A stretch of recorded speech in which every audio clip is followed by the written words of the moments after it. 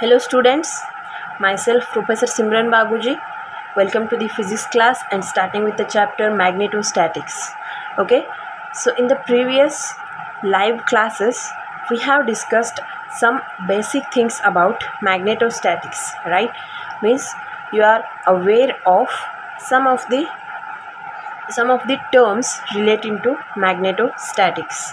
Okay, so today in this first YouTube class, okay, I'll start with the total outline of the magnetostatics.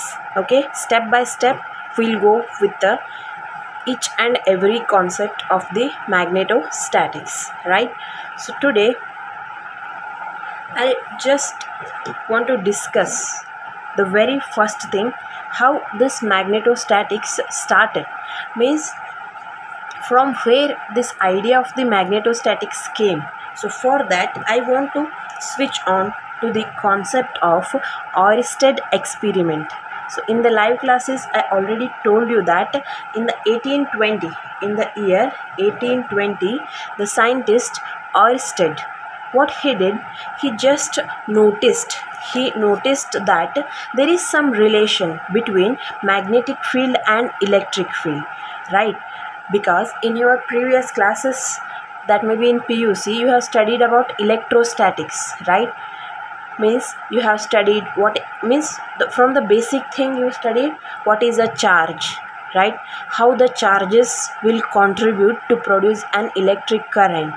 So what happens if in one conductor electric current is traveling? So what all the phenomena is happening over there? All those things we studied in electrostatics also and electric current also, right? So Oersted, he felt that there is some relation between electric field and magnetic field, and he wanted to prove that. So for that what he did, he done one experiment. So in that what he considered one magnetic needle. He considered one magnetic needle having the poles S and N.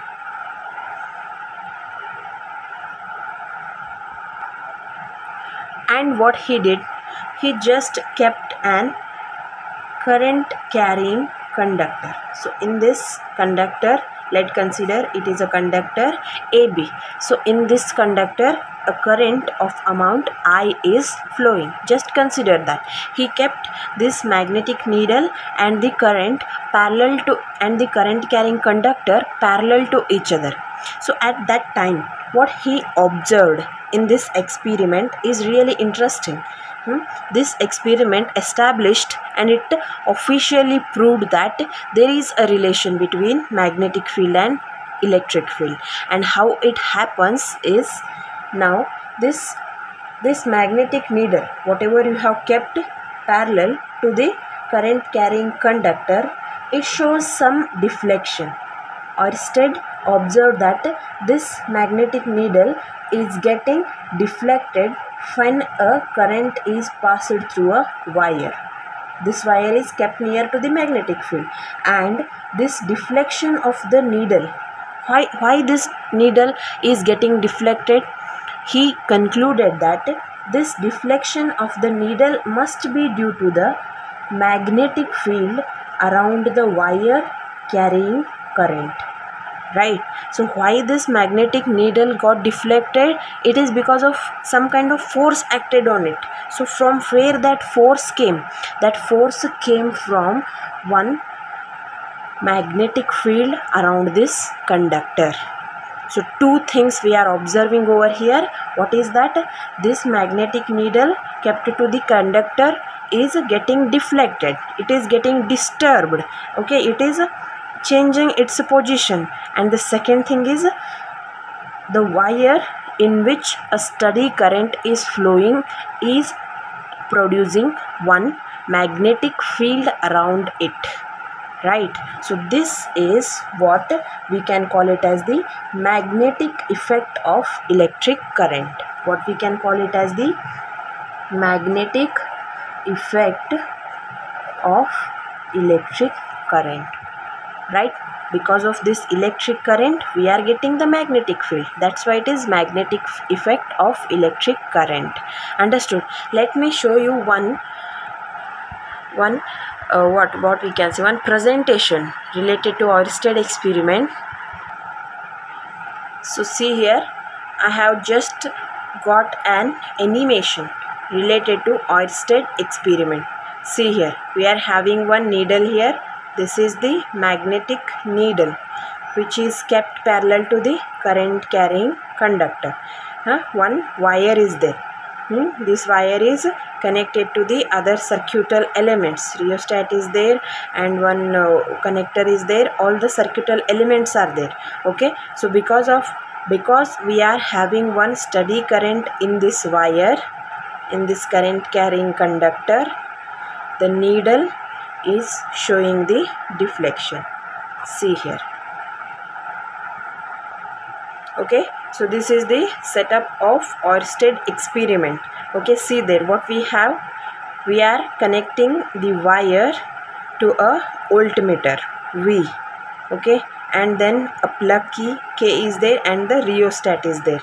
Okay, and the magnetic needle N and S with its poles it is there. So now when there is no current, there is no any change in the experimental setup. But when the current starts flowing, see there, the current starts flowing and the needle is showing deflections. Okay, can you see it? And it is in this direction. See, they are showing the direction also. And now the needle is kept outside the wire. There is also deflection and it is in this direction. Okay, so in the experiment we have observed that when this wire is connected to voltmeter, here they have connected one voltmeter plus and minus, and here they connected one rheostat. Okay, and then they connected one plug key. Okay,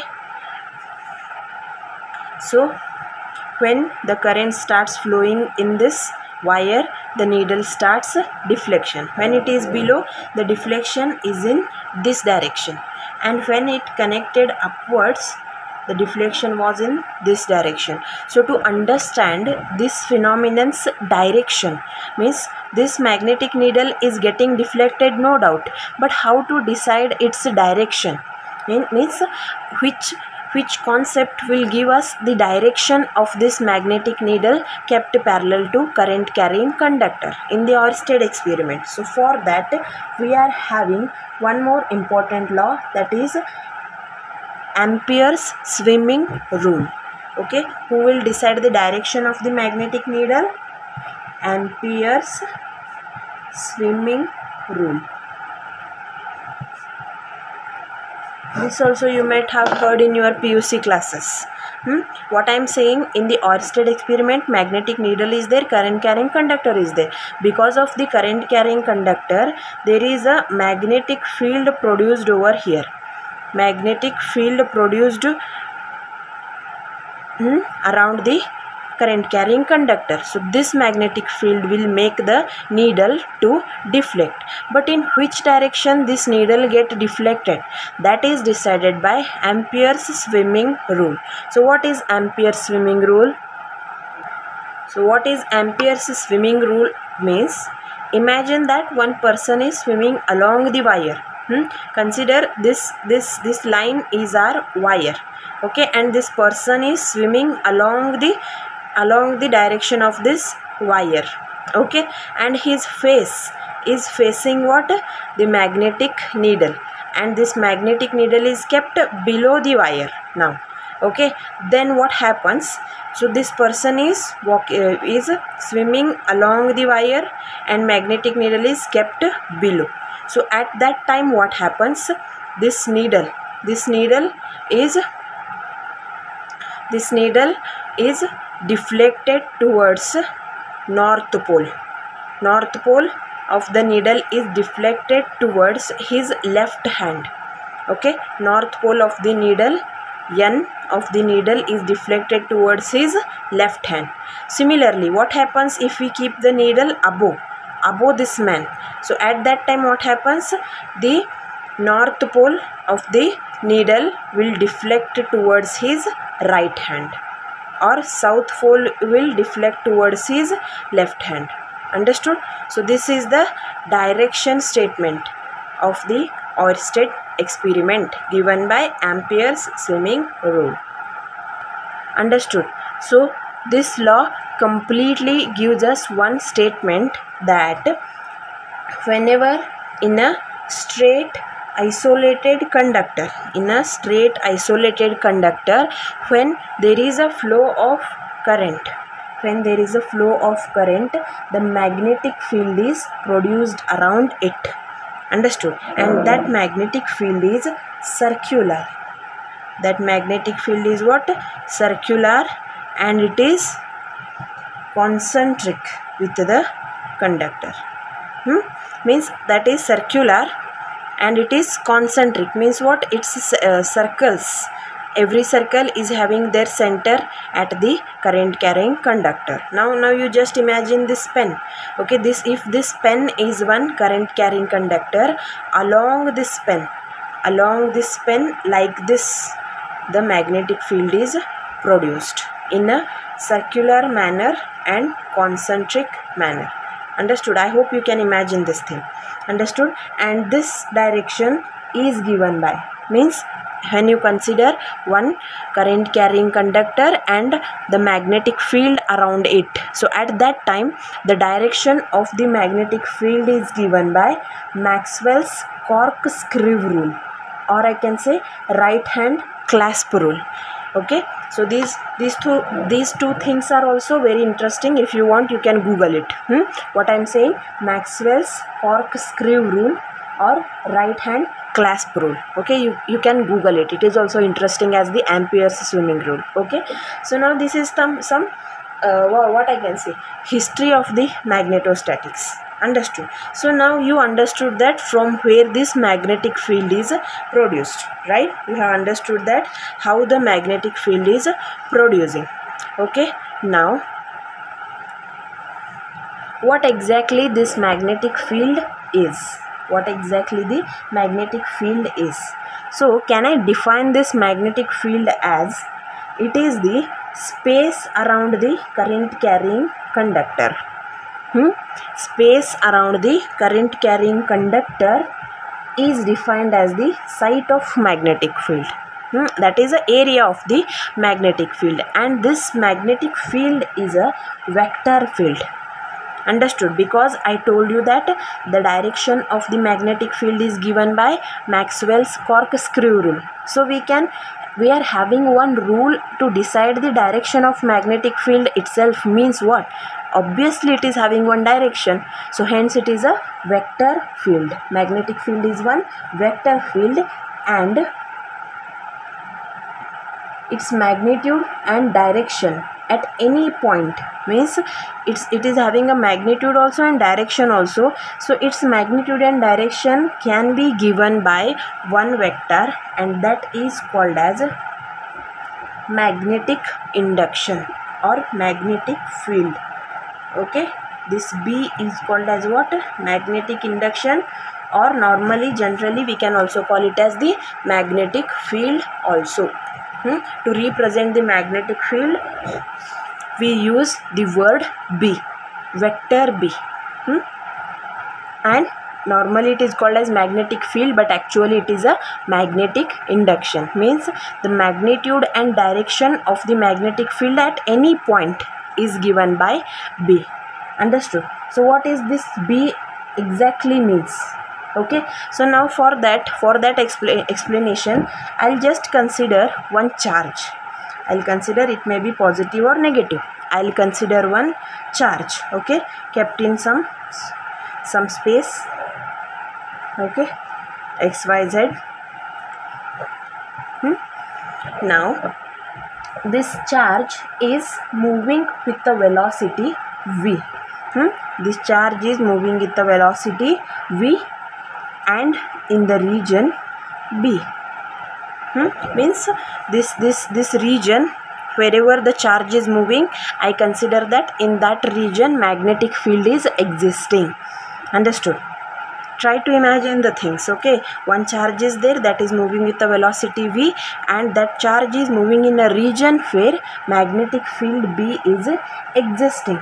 So in such situation, this charge will experience a force. This charge will experience a force F. This charge will experience a force F. And that force is directly means this force is exactly perpendicular to both V and B. Means this B and V I am showing like this, means they are in this direction. Means in this direction B and V are there. Okay, means 3D, I can't draw 3D on the paper, na? That's why I written like this. So this charge is moving with the velocity v, which is in this direction, and B existing in this area means that is in this direction. So in such a situation, this charge, positive charge, is experiencing a force F, which is exactly perpendicular to both B and V. So this situation can be interpreted as F is equal to Q into V cross B. Vectorially it is represented like this. What this means one charge which is having one positive charge or negative charge, one charge moving with the velocity v in a region where magnetic field B is existing, that charge will experience a force F. Means this situation is put in an equation in this form. Charge Q moving with velocity v, traveling in a field where B is existing, will experience a force F. So if I write the magnitude of this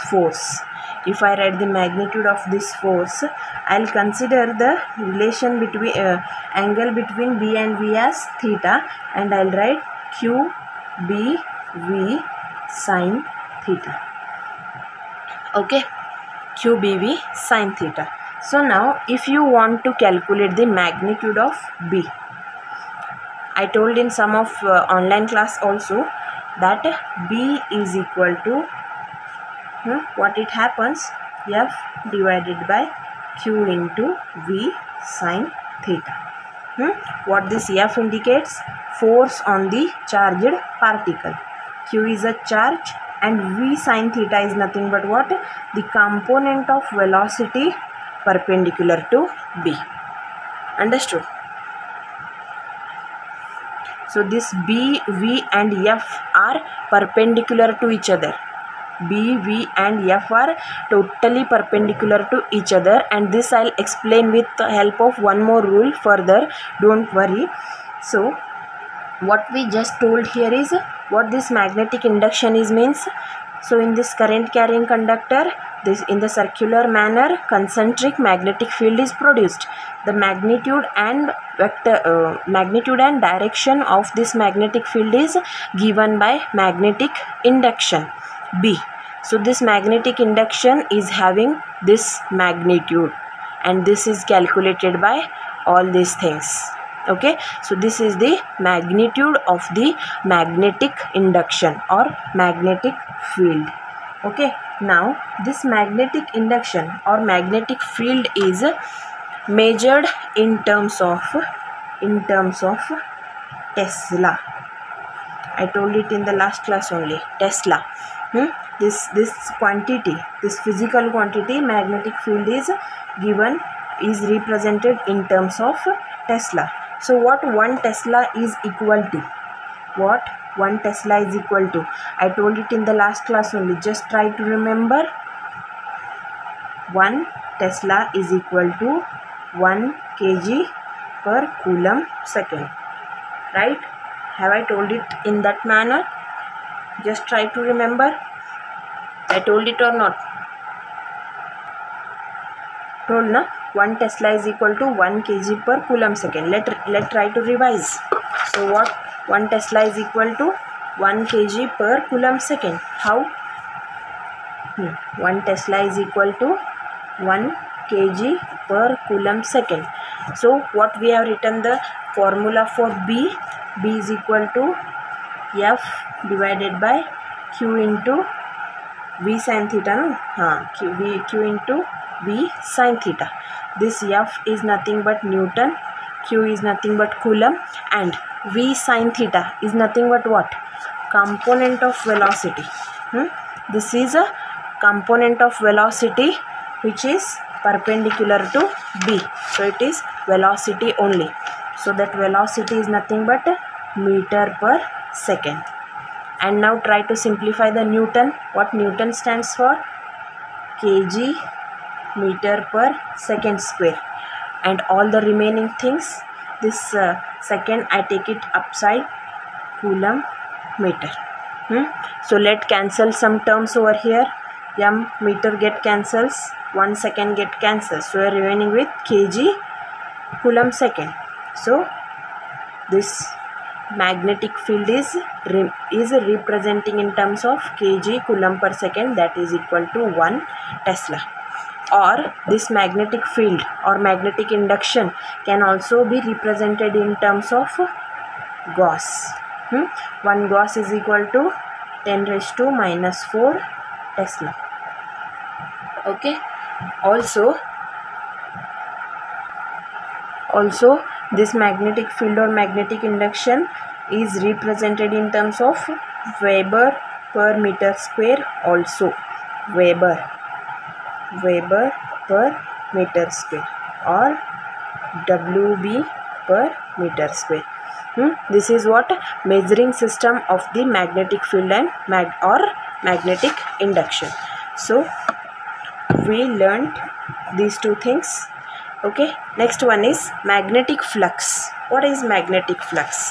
Okay, so as I told you in the last live class, so whenever you are having one magnet, we are having one magnet N and S. So around this magnet there is always one magnetic field. I told you already that we are having two sources of magnetic field.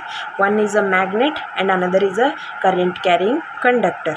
So in around this magnet, if the magnetic field is present means, we can show it with respect to the magnetic field lines. We can show it with respect to the magnetic field lines like this, right? I told it in the last class only. The magnetic field lines always starting with N and ending at S. Okay, so these are the vectorical representations of the magnetic field. So now, how many magnetic field lines are passing through the particular area? We have to consider how many magnetic field lines. The number of magnetic field lines passing through a particular area means, I'll consider this is one particular area of surface. Yes. So around this surface, how many magnetic field lines are passing through this closed surface? That is nothing but the magnetic flux pi. And it can be written in the form of an expression as integration of B dot ds. Integration of B dot ds. Pi is a magnetic flux. Integration of B dot ds means ds is what?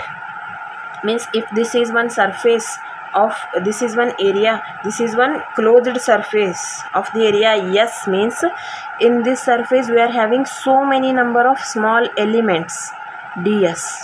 So if you combine all the ds, we will have total S, right?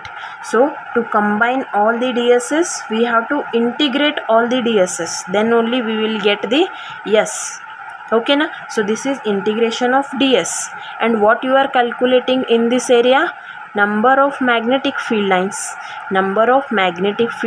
through a given closed surface is called as magnetic flux. Understood? So these are the some basic things related to magnetostatics. So now we'll start with the actual syllabus.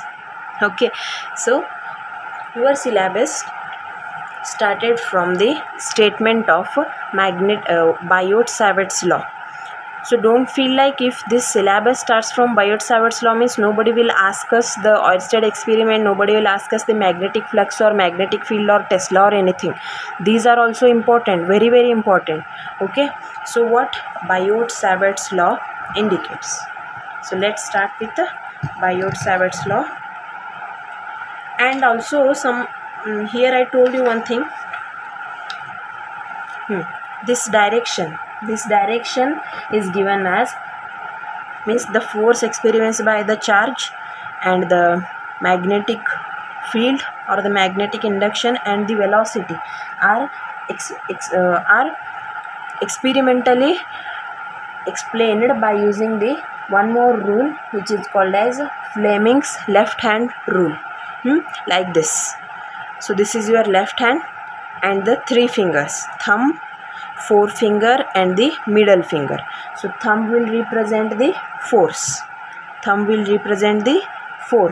and the forefinger will represent the magnetic field. Perpendicular na, both are perpendicular, and this middle finger will represent the what? Velocity. Understood? So these three are mutually perpendicular to each other. That thing I have forgotten. So now let's start with the Biot-Savart's law. So as you are having Coulomb's law in electrostatics, we are having Biot-Savart's law in magnetostatics. So what we can say, this is the very basic law of the magnetostatics. So for that what we have to do, this is very much easy to understand or to get remember. So now let's consider one conductor XY, an infinitely long conductor XY carrying a current I.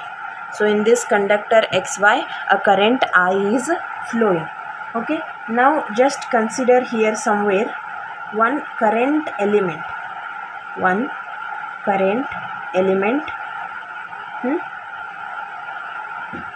AB. This is the current element AB and its length is dl. So I'll just magnify it here. Like this we are having a conductor. So here I am having a current element A and B and its length is dl. Okay, so the same thing I have written here. Okay, so now what we have to do here means what we have to do here, somewhere at a distance, somewhere we are having one point P at a distance R from the current element. So here one point O, let's consider one point O. So don't get confused, this is one current carrying conductor XY in which current I is flowing, and here one length element AB we have considered, AB, and its length is dl, and the center point of the length element to this AB, I'll call it as the length element of length dl. At the center of this dl, let's consider one point O. So somewhere consider one fixed point P at a distance R from O. Okay, so this length element, whatever we are having, length element, so here we are having O, and from there one line went na, so here we'll get one angle theta. Understood? Where? Here, theta. This length element, this only I am showing it by making it some bigger. Okay, so this length element is making an angle theta. Length element is making an angle theta with the line joining O and P. try to understand.